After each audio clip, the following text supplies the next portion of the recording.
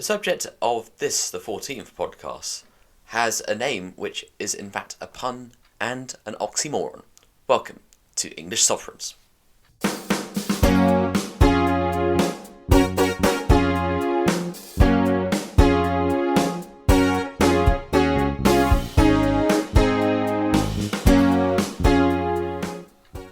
King Aethelred the Unready was king twice from 978 to 1013 and then again from 1014 to 1016.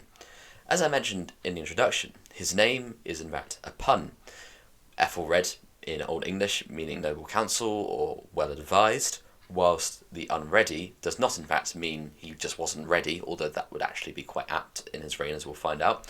But it stems from the Old English word unread, which means poorly advised, which means his name in modern English translates to well advised, poorly advised.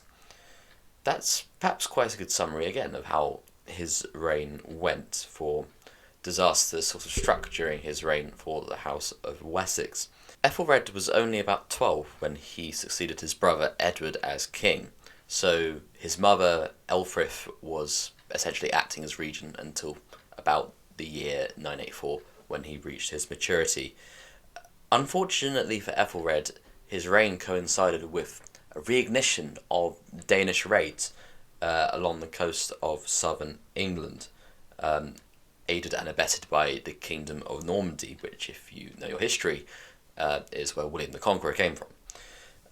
So throughout the 980s, this was quite a large problem, and eventually Aethelred decides to pay them the Danegeld, which is a term you might have heard of, which literally just means the money that was paid to the Danes so they stopped causing trouble for the Anglo-Saxons. King Alfred the Great had used this tactic himself to buy himself time when he became king in 871. So it wasn't an unheard of thing to do, and it was actually could be quite a good time-gaining strategy. But as we'll find out, Aethelred did not really use it for this purpose. This peace, which he made in 991, would last until about 997, where raids would begin again, until finally, after paying a few more Danegelds off, in the year 1002, Aethelred ruthlessly orders the death of every single Danish man in England, which seems pretty genocidal, really, in the modern day. This wasn't completely carried out everywhere because much of the populations of northern Mercia and Northumbria were themselves Danish, so the writ that Aethelred issues didn't really go too far and it wasn't extensive, but still that's quite a big thing to do, right? To kill off, to at least order the killing of everyone of a certain race like that. This of course triggered further invasions and raiding attempts. Again, he bought these off, Aethelred, Danegeld, repeatedly in the years 1007, 1009, and then 1012. I'm not entirely sure of the sort of the sort of currency translations you might make. I think in some of them he paid off £44,000, but it wouldn't have been £44,000 in today's money. That would be, in the millions or hundreds of thousands. I'm not quite sure, but not an insubstantial amount of money. And this essentially bankrupted the nation. The money they could have been spending, like Alfred did, on boosting the navy or building burhs, Aethelred did not do. Aethelred just simply kept paying the Danes off. Whether or not he did this of his own volition, in a sense he himself was like, oh, I need to pay off the Danes, or he was advised to do that and his hands were tied, we can never quite know. But essentially things came to a head in the year 1013 when Sven Forkbeard, who was the Danish king, invaded, and for the first time in recorded English history, the entirety of England was conquered, and Aethelred was forced into exile, and therein his first reign as king ended. However, in a stroke of luck for Aethelred, Sven died a year later. We'll go into his reign in the next episode, in the year 1014, and Aethelred was invited back by the nobles of England on the proviso that Aethelred declared loyalty to the nobles, which kind of is a bit of a reversal, because you would expect nobles to declare loyalty to a king, but no such thing here, which suggests Aethelred was distrusted by nobles of the land. Aethelred, of course, wanting to be king again, accepted and sought to drive out Knut, or Knut, as we might say here, who was Sven's son, which he did successfully.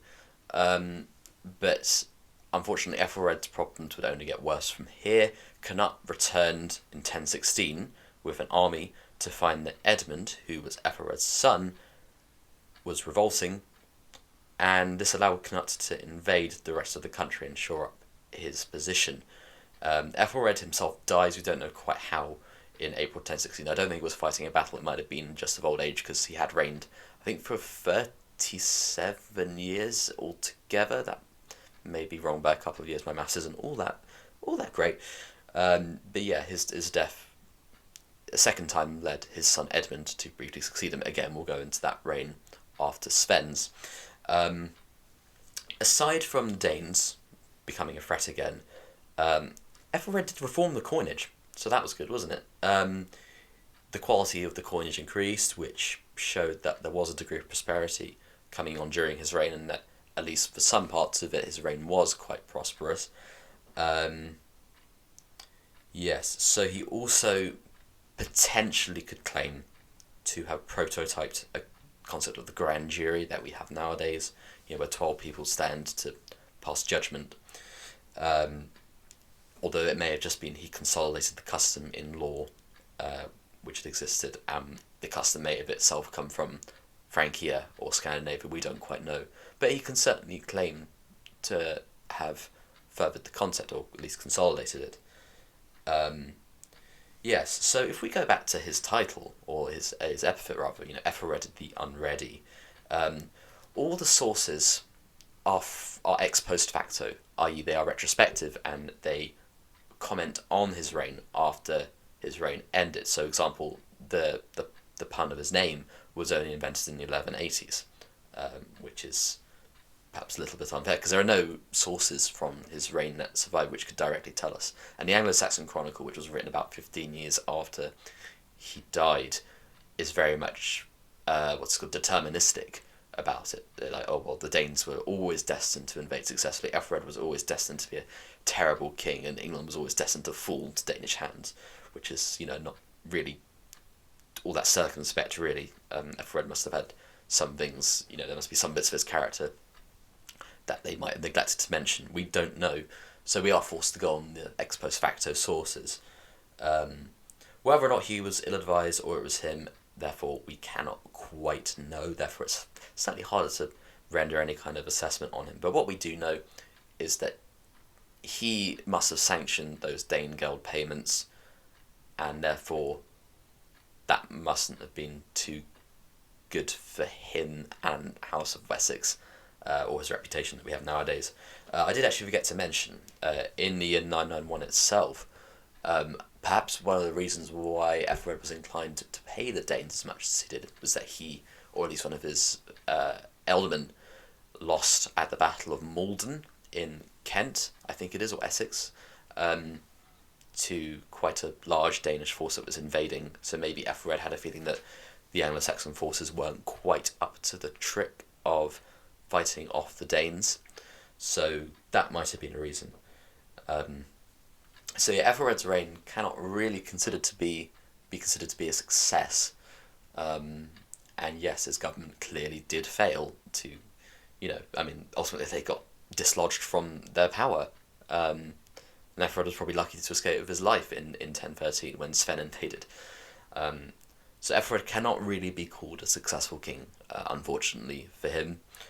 And yeah, it was under his reign that arguably, I don't know, I'm probably speculating here, the first successful invasion of England took place out of 3, I think, because obviously 1066 by the Normans, and then I think after King John died in 1216, that might have also been successful. But yes, it was under Ethelred where the first one happened, arguably twice, because Canute obviously invaded in 1016 as well. So there we go. That was King Ethelred's 2 reigns for you. Thank you very much, and I'll see you in Sven's podcast next time. Thank you.